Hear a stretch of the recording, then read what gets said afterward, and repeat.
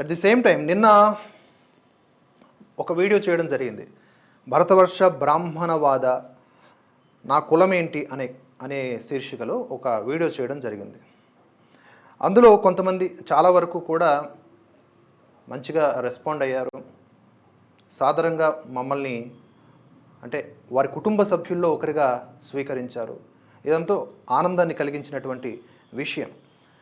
అయితే ఇక్కడ ఒక చోట చిన్న మిస్ఫైర్ అయింది. లైక్ బ్రాహ్మణులు చాలా వరకు పౌరోహిత్యం చేస్తున్న వాళ్ళు ఆలయాల వద్దకు వచ్చేటటువంటి భక్తులకి దేశము ధర్మం పట్ల కూడా కొంత నీతి పాఠాలు నేర్పాల్సిన అవసరం ఉంది.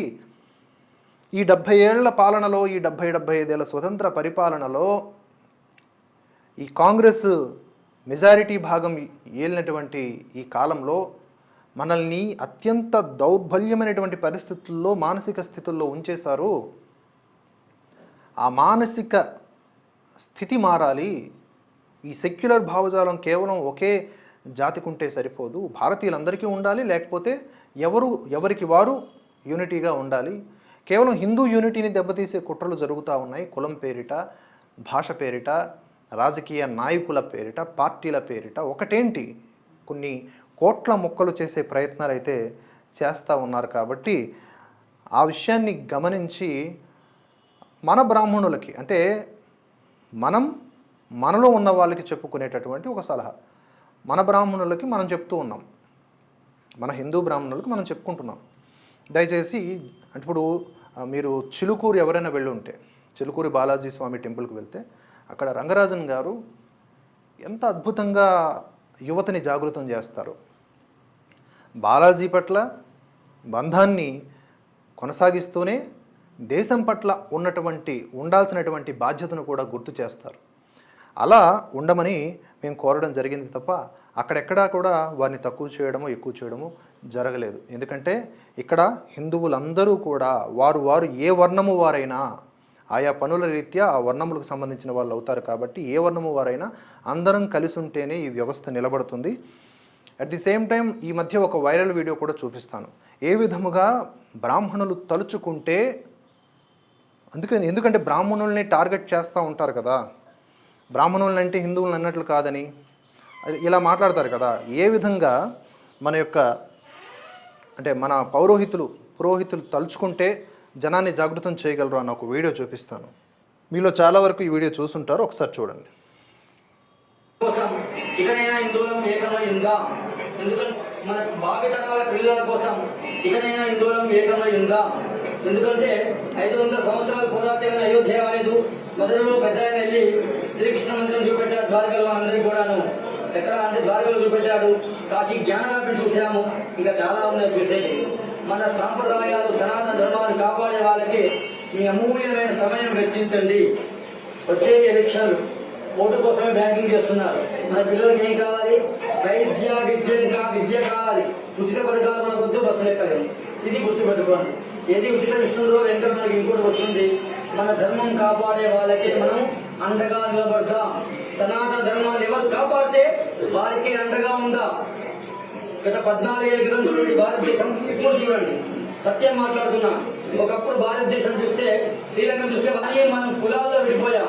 ఇక్కడ ఇంతమంది వచ్చారు, అభిషేకం చేశాను. ఎవరైనా కులం అడిగానా? నేను గోత్రం మాత్రమే అడిగాను. కులం ఎక్కడ పుట్టిందో మీరే చూసుకోండి. మనకు కావాల్సిన రిజర్వేషన్ లేని చదువు కావాలి. మనం అఖండ భారతం నిర్మించుకుందాం. ప్రపంచ స్థాయిలోనే భారతదేశానికి కర్మభూమిగా, వేద భూమిగా గుర్తింపు ఉన్నది. దీన్ని మనందరం కాపాడుకుందాం. ఆధ్యాత్మిక బాధకు పోయి ఉన్న సంస్కృతిని ఎవరు నాశనం చేయగలరు. మన సాంప్రదాయం చాలా గొప్పది, తెలుసుకోండి. మన పిల్లలకు తెలపండి. మన విద్య కూడా ఒకప్పుడు వేరే వాళ్ళ చేతిలో ఉండేది. అందువల్ల అక్బరు, బాబు వీళ్ళందరూ మనకు వచ్చారు. మనల్ని పరిపాలించడం రాదు, మనకి ఎవరికీ తెలియదు. ఇంకా సీతమ్మ తెలియదు, ఇంకో అమ్మ తెలియదు. ఎవరో తెలుసు, అందరూ మనకి బాగా పరిచితులు అయ్యారు. కానీ ధర్మాన్ని కాపాడే వాళ్ళకి మాత్రమే మీరు అండగా ఉండవలసిందిగా ప్రార్థన, రిక్వెస్ట్, నమస్కారం కూడా చేస్తారు. ఎటువంటి ఇబ్బంది లేదు. వేద భాషను రక్షించండి, వేదాన్ని రక్షించండి. గోమాత సనాతన ధర్మానికి వేసి ధర్మాన్ని గెలిపించండి. ధర్మ మార్గంలో ఉండండి. ఆ భగవంతుని యొక్క అనుగ్రహాన్ని పొందండి. దేవుడు ఏమనుకున్నాం, అమెరికాలో ఎవరో ఉన్నారు, అక్కడికి ఫోన్ చేస్తే ఎలా వస్తుంది అంతరంగాలు చెప్పండి.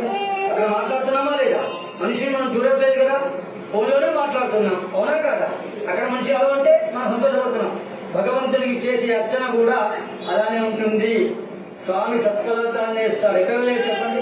జలంలో ఈశ్వరుడు ఉన్నాడు, గాలిలో వాయులింగేశ్వరుడు ఉన్నాడు, అగ్నిలో అరుణాచలేశ్వరుడు ఉన్నాడు, జలంలో జంబుకేశ్వరుడు ఉన్నాడు, పృథివీలో పృథివీలింగం, మరి ఆకాశలింగం చిదంబరమై పంచభూతలింగమై ఈశ్వరుడే ఉన్నాడు. మొత్తం వ్యాపించి ఉన్నవాడే ఈశ్వరుడు. అతన్ని సనాతనంగా మనం కాపాడాలి. మనకు శక్తి ఇచ్చినాడు. కావున అందరం ఏకమైందాం. గుడికి వచ్చేటప్పుడు సాంప్రదాయ దుస్తులు వద్దాం, ధర్మాన్ని కాపాడదాం. చూశారు కదా, ఇలా మేము కోరుకున్నది కూడా ఇదే. ఈ విధంగా గనక ఒక్క 5 నిమిషాలు వెచ్చించి 5 నిమిషాలు ముందుగా ఈ ఈ ఆలోచనల్ని అర్థం చేసుకొని ఆ తర్వాత ఒక 5 నిమిషాలు జనజాగృతం, హిందూ జాగృతం కోసం వెచ్చిస్తే ఈ దేశం సుభిక్షంగా ఉంటుంది, ఆరోగ్యకరంగా ఉంటుంది. సౌభ్రాతృత్వం అనేది హిందువుల్ని చెడగొడితే రాదు, హిందువులు సంఘటితమైతేనే వస్తుంది. భారతదేశంలో హిందువులు మెజారిటీగా ఉన్నారు కాబట్టి ఏ దేశంలో లేనంత స్వేచ్ఛగా, హాయిగా, ఆనందంగా, సౌభ్రాతృత్వంతో మైనారిటీలు కూడా హాయిగా ఉంటున్నారు. ఏ దేశంలో కూడా అంత సంతోషం లేదు. ఇప్పుడు పాకిస్తాన్లో ముస్లిమ్స్ మెజారిటీగా ఉంటారు. అక్కడ ఉన్నటువంటి పార్సీలు, సిక్కులు, క్రిస్టియన్లు, హిందువులు మైనారిటీలు 1%, 2% ఉన్నవాళ్ళు. వాళ్ళు నిత్యము ఎప్పుడూ కూడా దాడులు చేయబడతా ఉంటారు. ఆ చిన్నపిల్లలు ఇప్పటికీ కూడా అపహరించబడతా ఉంటారు. అక్కడ కొన్ని హిందూ సంఘాలు బలంగా పనిచేస్తున్నప్పటికీ ఎప్పుడు దినదినగండం 100 ఏళ్ళ ఆయుష్ అన్నట్లు. కానీ భారతదేశంలో అలా కాదు. కారణం ఏంటంటే because of the majority Hindus. వీరికి ఉన్నటువంటి సోదర భావం, వీరికి ఉన్నటువంటి సర్వే జన సుఖినో భవంతు అనే తత్వం.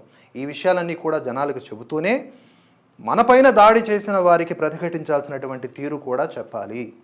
ఇవన్నీ మనం ఎడ్యుకేట్ అవ్వాల్సినటువంటి అంశాలు. ఇలా కాకుండా ఇలా చెప్తే మాకు ఇష్టం లేదు అన్న వాళ్ళు ఎలాంటి వాళ్ళని, బురుడి గాళ్ళని, వేణుస్వామి లాంటి డిఎన్కే గాళ్ళని ఎక్కువగా నమ్ముతారు. వేణుస్వామి ఒక వీడియో నేను చూశాను, అది కూడా చూపిస్తాను చూడండి. ఎవరైతే పూజల కోసం వస్తారో పూజలు నా దగ్గరకు వచ్చే ఎవరైతే పూజల కోసం వస్తారో, ఇప్పుడు ఉదాహరణ మీరు పూజలు చేస్తే మీకు నీళ్లు తీర్థం పోషిస్తారు కదా, నేను చేసే పూజలలో వాటర్ లిక్కర్ కల్పిస్తాను.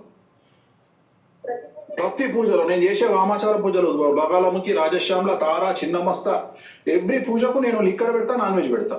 ప్రతి పూజకి నేను ఇచ్చే ప్రసాదం కూడా అదే. మీకు లిక్కర్ ఇస్తా, లిక్కర్ తాగే వాళ్ళకి లిక్కర్ ఇస్తా, కూల్ డ్రింక్ తాగే వాళ్ళకు కూల్ డ్రింక్ ఇస్తా. డైరెక్ట్గా అఫీషియల్గా పెడతా. చూసారు కదా, ఇలాగా ఈ వేణుస్వామి, ఈ దొంగ జ్యోతిష్కుడు, అలాగే బురుడి బాబాలు కూడా, బురుడి బాబాల వీడియోలు కూడా త్వరలో ప్లే చేస్తా. అవి కూడా వాళ్ళు ఏం చెప్తారంటే, చూసారా బాబు, అమ్మవారికి నైవేద్యం పెట్టాం, ఆమెకి మాంసం పెట్టాం, ఇప్పుడు దాన్ని తినకుండా ఉంటే ఎలా బాబు? తినాలి కదా బాబు. అందుకనే మన వాళ్ళకి చెప్పాను, మొత్తం ఇంటికి పంపించేసేయండి, తినేసి పడుకుంటాను, తెల్లార్లిక మరిగ్గా లేవను, అది నా సమాధి స్థితి అంటాడు. బాగా తినవలసి తిని పడుకొని అది సమాధి స్థితి అని చెప్తాడు.